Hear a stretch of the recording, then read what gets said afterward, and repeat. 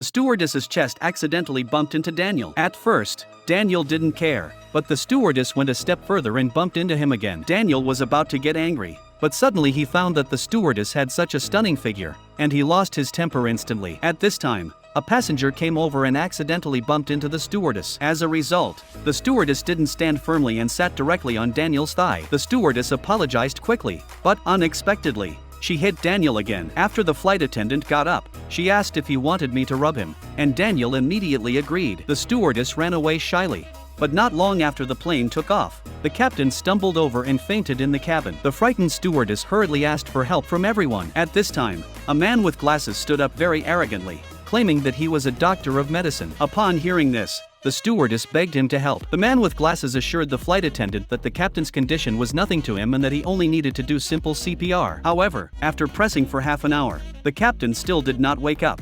Daniel on the side couldn't stand it anymore and said bluntly that if he kept pressing like this, the pilot would die. Daniel asked him to lift the captain's chin, and he didn't expect that the pilot could breathe in an instant. Daniel went on to say that the pilot had pneumothorax and had to undergo surgery immediately, otherwise he would be suffocated to death. But the plane was still an hour away from landing, and Daniel stood up and said that if the captain didn't undergo surgery immediately, he might not be able to wait until the plane landed.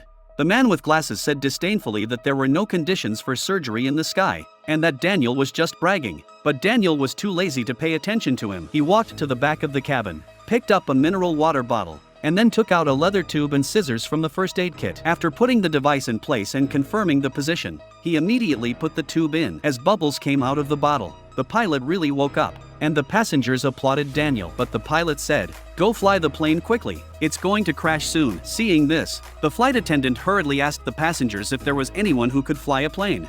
Just when everyone was at a loss, Daniel stepped forward and said that he could fly a plane. The man with glasses just now jumped out again, saying that flying a plane was not a joke and he couldn't do anything wrong. But Daniel didn't tolerate him at all and slapped him directly. Under Daniel's operation, the plane landed safely without any danger, but Daniel disappeared. In order to find Daniel and express her love, the flight attendant posted the video of him saving people on the internet, hoping to find Daniel with the powerful power of the internet.